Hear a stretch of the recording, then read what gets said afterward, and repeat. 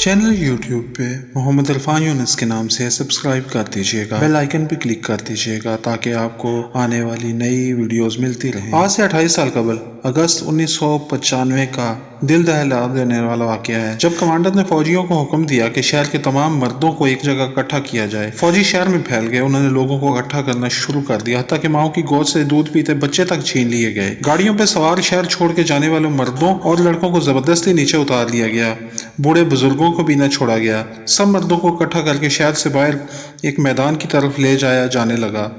घबराए हुए हजारों की तादाद में लोग थे, इनकी औरतें चिल्ला रही थीं, मदद के लिए पुकार रही थीं। फौजियों की तरफ से ऐलानात किए जा रहे थे कि घबराएं नहीं, किसी को कुछ नहीं कहा जाएगा, जो भी शहर से बाहर जाना चाहेगा इसे हम जाने देंगे। रोती हुई खवातीन अक़वाम मुत्तहिदा के इन फौजियों की तरफ इमदाद तलब नज़रों से देख रही थीं, जिनकी जानिब से दावा किया गया था कि शहर महफूज हाथों में है, लेकिन वो चुपचाप तमाशाई बने खड़े थे।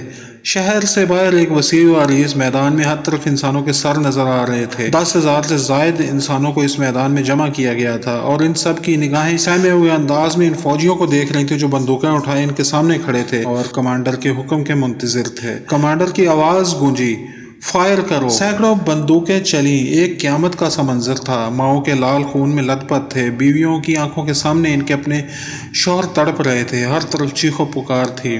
मैदान में खून, जिस्मों के चीथड़े और नीम मुर्दा कराहते इंसान थे। जुल्म और बर्बरियत का बाजार गर्म था। इन सब का एक ही कसूर था कि ये सब मुसलमान थे। इस रोज़ 80 साला बूढ़ों ने अपनी आंखों के सामने अपने बेटों और मासूम पोतों की लाशों को तड़पते देखा। बेशुमार ऐसे थे जिनकी रूह शिद्दत गम से ही परवाज कर गई। शैतानियत का यह तमाशा रुका तो हजारों लाशों को ठिकाने लगाने के लिए खुदाई की मशीनें मंगवाई गईं। बड़े बड़े गड्ढे खोद के इन लाशों को एक ही गड्ढे में फेंक कर मिट्टी से भर दिया गया।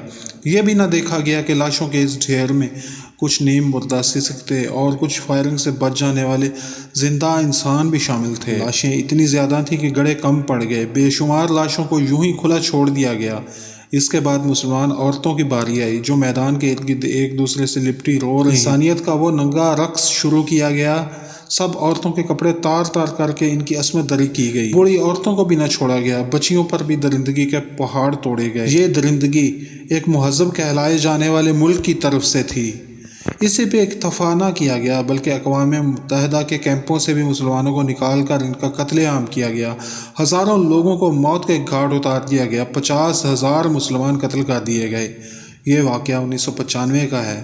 तब यूरोप अपने आप को मुहज़्ज़ब तरीन माशरा कहलाया करता था, और ये किसी जंगल का वाक़या नहीं है, बल्कि यूरोप के कस्बा सरबरानिका का था। और वाक़या अक़वाम मुत्तहिदा की अमन फोर्सेस के सामने, बल्कि इनकी मौजूदगी में पेश आया। इस सारे वाक़या की तस्दीक अक़वाम मुत्तहिदा के जनरल सेक्रेटरी कोफ़ी अन्नान का बयान पढ़ के आप कर सकते हैं, जिसने अपने बयान में कहा था, यह कत्लेआम अक़वाम मुत्तहिदा के चेहरे पर बदनुमा दाग की तरह हमेशा रहेगा। 1990 में यूगोस्लाविया के टूटने के बाद बोस्निया के मुसलमानों ने रेफरेंडम के ज़रिए अपने लिए अलग वतन के क़याम का ऐलान कर दिया था। बोस्निया हर्ज़ेगोविना के नाम से कायम इस रियासत में मुसलमान अक्सरियत से, जो तुर्कों के दौरे उस्मानी में मुसलमान हुए थे और सदियों से यहाँ आबाद थे, लेकिन यहाँ रहने वाले सरब इस रियासत से खुश न थे। उन्होंने सर्बिया की फ़ौजों से मदद तलब की और बगावत कर दी। बोस्निया के शहर सरबरानिका के इर्द गिर्द सर्ब अफवाज ने मुहासरा कर लिया और ये मुहासरा कई साल जारी रहा। अक़वाम मुत्तहिदा के अमन फ़ौज की तैनाती के साथ ये ऐलान कर दिया गया कि ये इलाका महफूज है, यहाँ पे अब किसी किस्म की जंग नहीं होगी। यकीन दहानी का ये ऐलान भी एक ड्रामा था। कुछ रोज़ बाद इस सर्ब फौज ने शहर पे कब्जा कर लिया और मुसलमानों के कत्लेआम का वो सिलसिला शुरू किया जिस पे इंसानियत आज भी शर्मिंदा है। फौज ने भी इनकी पुष्ट पनाही की और इनको रोका नहीं। इन जराइम में वो भी बराबर के शरीक हैं, क्योंकि ये मुसलमानों के कत्लेआम का वाक़या था।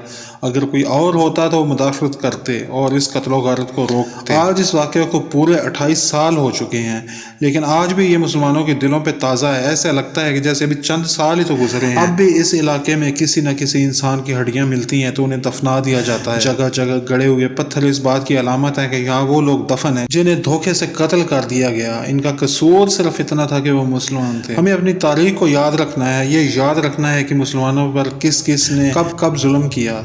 जो कौमें اپنی تاریخ بھول جاتی ہیں، رسوائی ان کا مقدر بن جاتی ہے، ہمیشہ اپنی ماضی سے ہی سیکھتے ہیں۔ جس طرح یورپی اقوام فرضی واقعات کو بہانہ بنا کر مسلمانوں کے خلاف استعمال کرتی ہیں، اسی طرح ہمیں بھی اپنے آپ پہ ہونے والے سچے مظالم کی داستانیں بھی یاد رکھنی چاہیے، تاکہ ہمارے آنے والے بچوں کو بھی تاریخ یاد کہ کون ان کا دوست ہے، کون دشمن ہے۔ ورنہ ہمارے دشمن عناصر تو یہی چاہتے ہیں کہ مسلمانوں کو ہمیشہ کے لیے اس دنیا سے مٹا دیا جائے۔